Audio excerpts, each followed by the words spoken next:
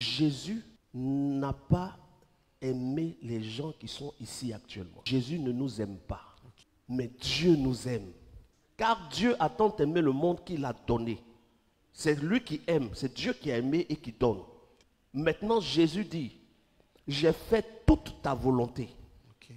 Car Jésus, dans le livre de Philippiens chapitre 2, verset 5, ayez en vous les sentiments qui étaient en Christ, lequel existant en forme de Dieu n'a point regardé être semblable à Dieu, mais il s'est rendu obéissant. C'est ça. Jusqu'à la mort sur la croix. Pourquoi Jésus est mort? Pourquoi il allait jusqu'à la mort? Pas par amour, par obéissance. Et par amour pour Dieu.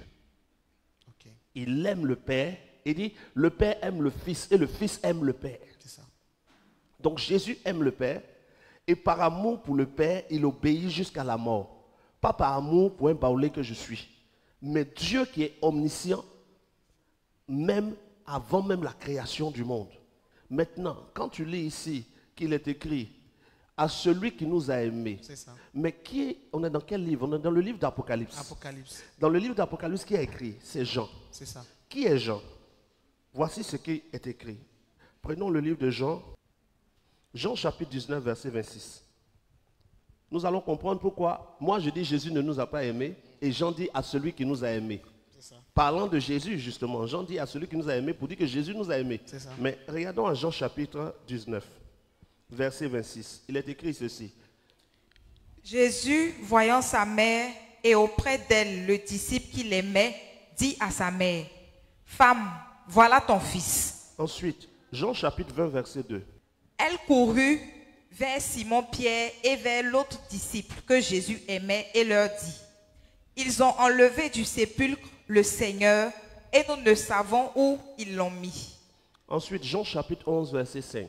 Or, Jésus aimait Marthe et sa sœur et Lazare.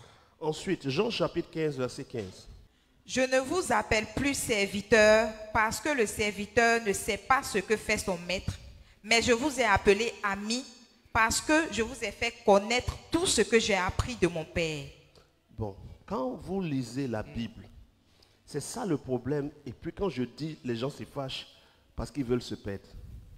Wow. La Bible est un livre dans lequel sont résumées ou dans lequel est résumé plusieurs choses. Okay. Comme tout livre, nous pouvons apprendre des choses par la Bible. Okay. Mais ce n'est pas parce que nous pouvons apprendre des choses par la Bible que la Bible est la parole de Dieu. Le Saint-Esprit, le vrai Saint-Esprit, parce qu'il y a le faux Saint-Esprit, il y a le faux Jésus, il y a le faux baptême, il y a la fausse église, il y a le faux pour tout ce que Dieu a fait, il y a son faux. Okay. Et 80% de toutes les communautés aujourd'hui sont dans le faux. Et quelqu'un va dire, non, toi tu es dans le vrai, on saura bientôt. Mais, disons-nous la vérité, le vrai Saint-Esprit peut utiliser même une pierre. Jésus dit, si vous ne dites pas ce que vous êtes, si vous ne faites pas ce que vous devez faire, de ces pierres-ci, Dieu peut susciter une descendance à Abraham. Donc Dieu, il ne dit pas de ces pierres-ci, je peux susciter. Il dit Dieu peut susciter. Parce que lui, Jésus, il ne peut pas susciter. Celui qui a tout le pouvoir, c'est le Père. Okay. Parce que Jésus est ressuscité par la puissance du Père.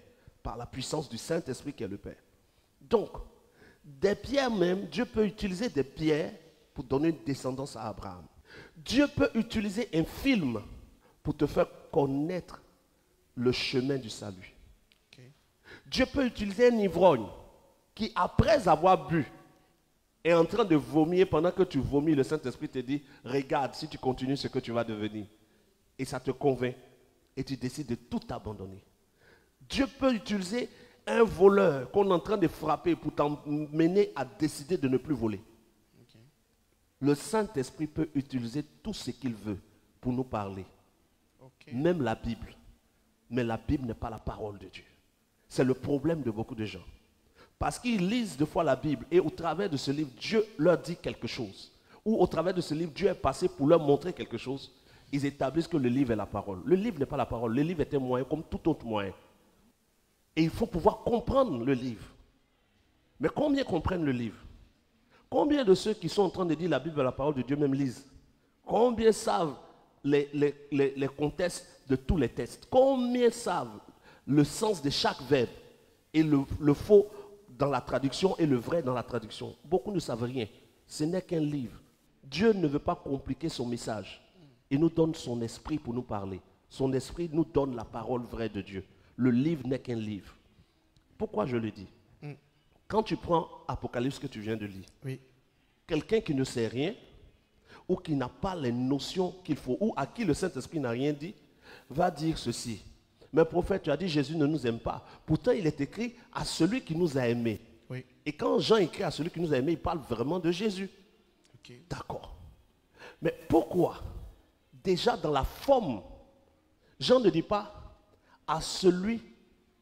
Relis juste pour que tu comprennes. D'accord.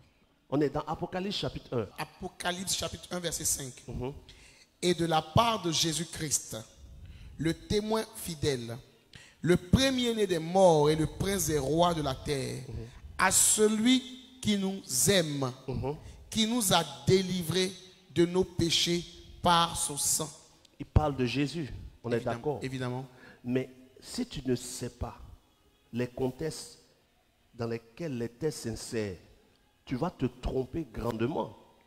Quand il dit à celui qui nous aime, dans d'autres versions de la Bible, tu vas voir à celui qui nous a aimés.